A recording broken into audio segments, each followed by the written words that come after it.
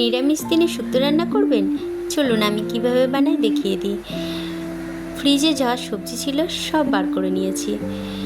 শুক্তোতে লাল সবজি চলে না, তবুও আমি এখানে গাজর ব্যবহার করেছি, কারণ আমার মেয়ে শুক্তোটা খেতে ভালোবাসে আর ওকে সবজি খাওয়ানোর জন্য আমি সব সবজি এখানে ব্যবহার করে দিই। সব সবজিগুলোকে লম্বা লম্বা করে কেটে নিয়ে ভালো করে ধুয়ে নিলাম। এখানে আমি উচ্ছে, কাঁচকলা, বেগুন, গাজর, ঝিঙে, পটল, মিষ্টি আলু আর বরবটি, পেঁপে এগুলো ব্যবহার করেছি। কড়াইয়ে সাদা তেল গরম করে পটল আর গাজরগুলো আগে ভেজে নিলাম, কারণ পটল আর গাজরটা খুব তাড়াতাড়ি সেদ্ধ হতে চায় না, ওই জন্য ওগুলোকে আমি সবার আগে ভেজে তুলে নিলাম।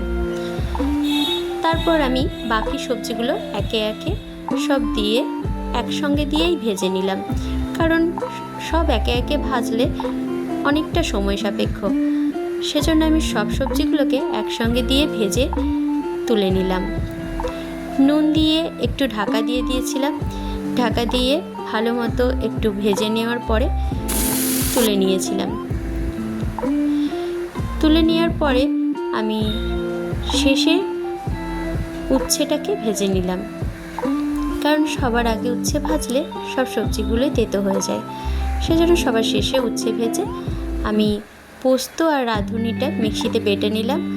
আর বাজার থেকে বড়ি আনিয়েছিলাম, সেই বড়িগুলোকে সাদা তেলে ভেজে আমি ঠান্ডা জলের মধ্যে তুলে নিলাম। ঠান্ডা জলে তোলার কারণ হচ্ছে পরে শুক্তোতে বড়িগুলো দিলে ঝোলটা কমে যায় না।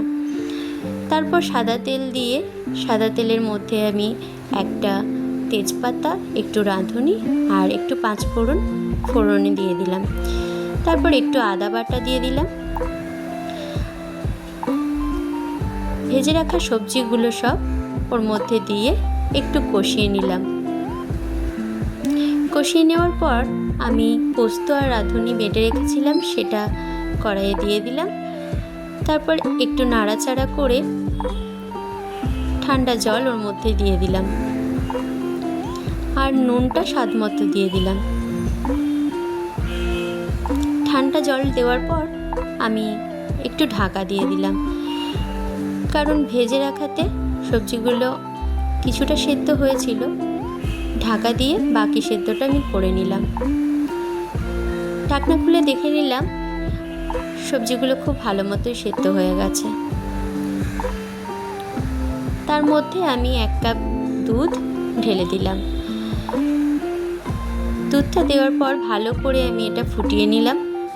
ফুটিয়ে নেওয়ার পর 1 চামচ ঘি দিয়ে দিলাম, আর যে ভেজে রাখা বড়িগুলো জলে দেওয়া ছিল সেগুলো এর মধ্যে ঢেলে দিলাম।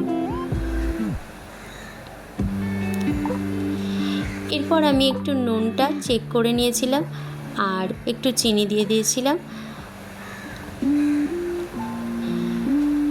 তারপর আমি কাঁচা লঙ্কা আর ডাঁটাগুলো সব দিয়ে ভালো মতো ফুটিয়ে গরম ভাতের সঙ্গে পরিবেশন করেছিলাম।